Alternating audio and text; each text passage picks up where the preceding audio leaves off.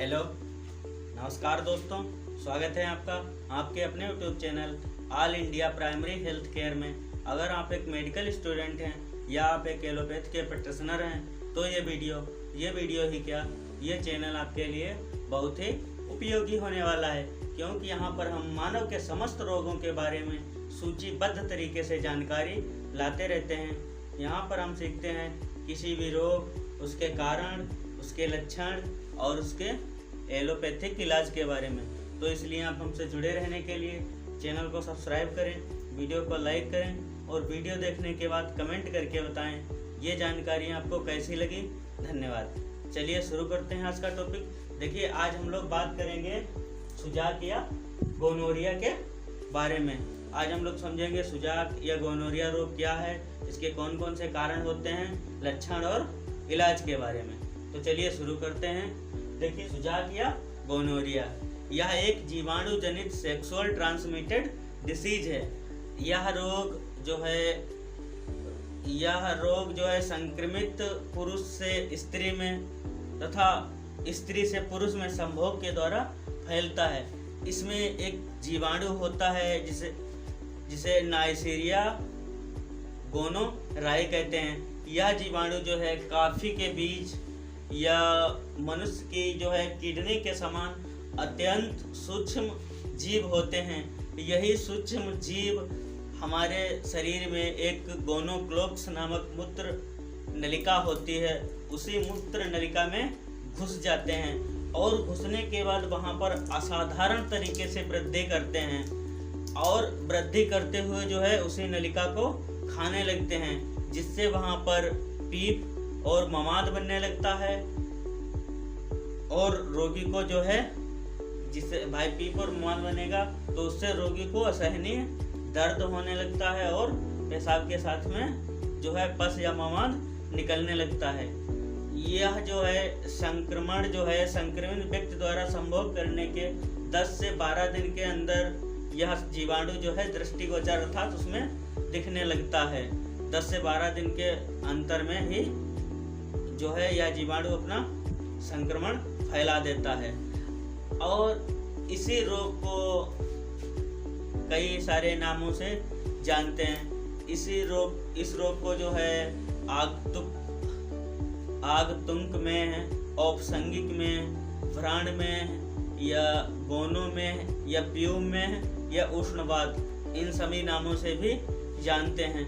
और इसी रोग को जो है यूनानी चिकित्सा जगत में सुजाक, सोजक या हिकमत नाम से जानते हैं और इसी रोग को अपनी एलोपैथिक चिकित्सा जगत में गोनोरिया के नाम से जानते हैं। तो क्लियर है, आप समझ गए कि यह जो है सुजाक या गोनोरिया रोग क्या है। अब समझते हैं गोनोरिया के कारण के बारे में। पहले समझिएगा, जो है रोग की प्रारंभिक अवस्था में क्षोभ के कारण बार बार लिंग में उत्तेजना आती रहती है और सिरम के अग्रभाग अर्थात लिंग के आगे वाले भाग में खुजली होने लगती है और मूत्र त्याग के समय जलन और कष्ट होता है। धीरे धीरे सीसन मणि अर्थात जो है लिंग की टोपी पर जो है लालिमा एवं सूजन आ जाती है और रोगी को जो है बार बार पेशाब की हचत मालूम होती है। अर्थात रोगी को जो है एक बार में खुल के पेशाब नहीं होता और बार बार उसको पेशाब का प्रेशर मालूम होता है। रोगी को बार बार पेशाब की हचत मालूम होती है और मूत्र त्याग करते समय असहनीय दर्द और जलन होता है। रोगी में जो है लिंग तनाव के कारण जो है स्त्राव अर्थात खून स्त्राव आने लगता है। किसी रोगी में जो है पस या ममाद जो है अंदर ही सूख जाती है, जिससे रोगी का जो है मूत्र मार्ग अवरुद्ध हो जाता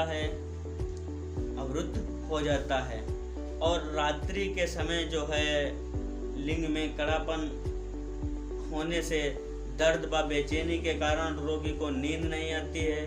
रोगी को खुलकर पेशाब नहीं होती, रोगी बार बार में थोड़ा थोड़ा पेशाब करता है। और इसी के साथ में हल्का बुखार और जो है जाड़ा, कपकपी और सिर दर्द होगा रोगी को। रोग के अधिक दिनों तक रहने पर अर्थात रोग के पुराना हो जाने पर रोगी में जो है पीड़ा और जलन धीरे धीरे कम पड़ जाती है, किंतु ममान जो है बराबर आता रहता है, ममान स्त्राव जारी रहता है। ममान जो है पुराना रोग हो जाने पर रोगी में ममान जो है गोंद के समान लसीला या लसीला व सफ़ेद होता है, और कुछ केसेस में जो है पीप, ममान आना जो है कम भी हो जाता है या फिर बंद भी हो जाता है, और उसके पश्चात बंद हो जाता है तथा कुछ समय के पश्चात फिर से आना शुरू हो जाता है। यह क्रम जो है कई महीनों अर्थात वर्षों तक चलता रहता है। और स्त्रियों में यह रोग जो है गर्भाशय के मुंह, बर्थनील ग्लैंड और मूत्र नली को प्रभावित करता है। इससे रोगी या रोगिणी स्त्री जो है, रोगिणी स्त्री के पेट में दोनों तरफ जो है दर्द होती है, और रोगिणी को जो है बुखार भी आ जाता है। इसके अलावा रोगी में बार बार जो है मूत्र के समय थोड़ा थोड़ा ममान या पीव ममान आता रहता है।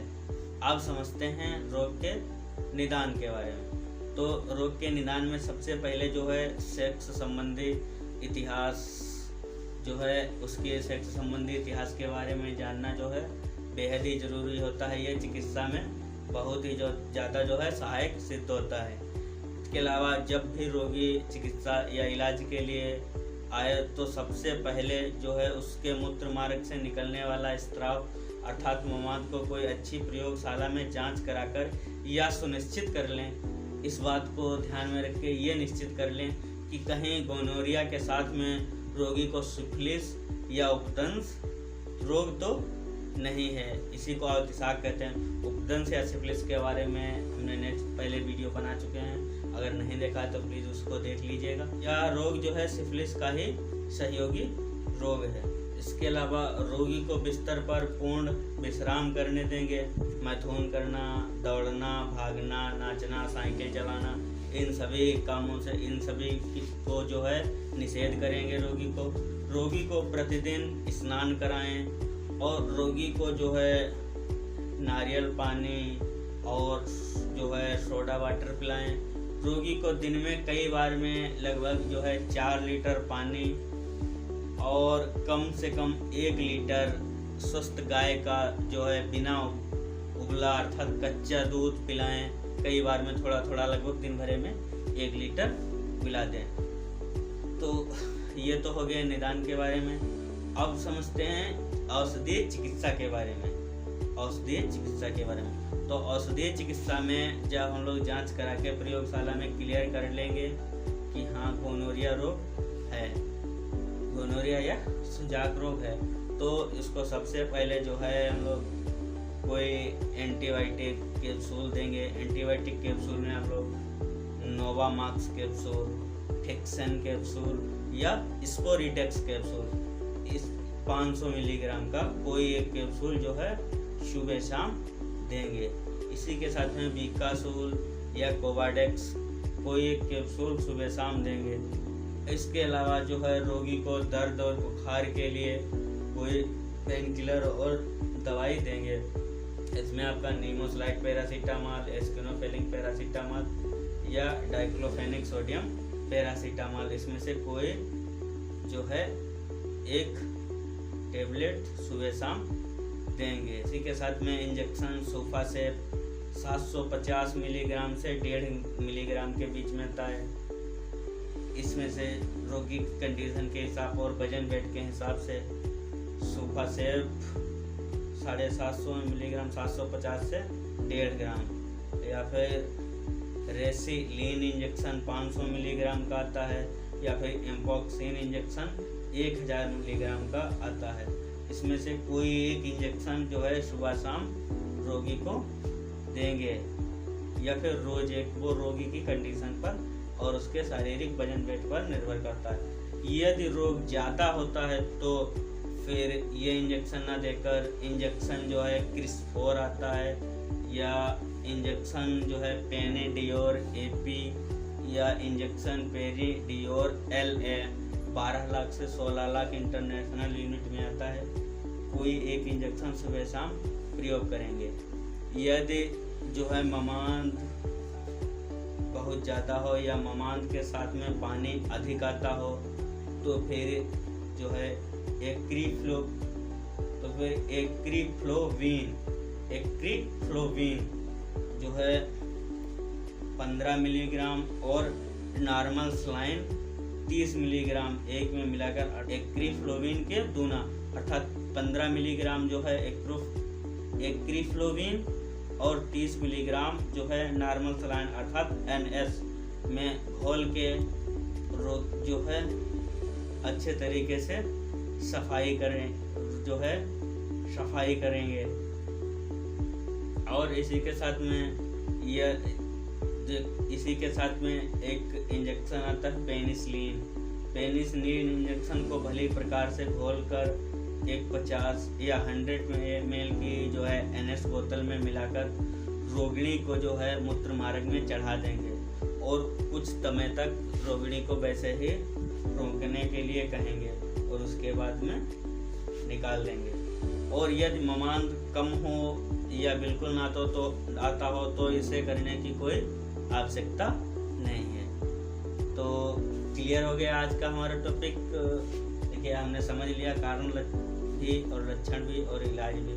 तो आज का टॉपिक हमारा समाप्त हुआ। अगर ये जानकारी आपको पसंद आई हो तो प्लीज़ आप वीडियो को लाइक शेयर और चैनल को सब्सक्राइब कीजिएगा। तो मिलते हैं नेक्स्ट वीडियो में। धन्यवाद।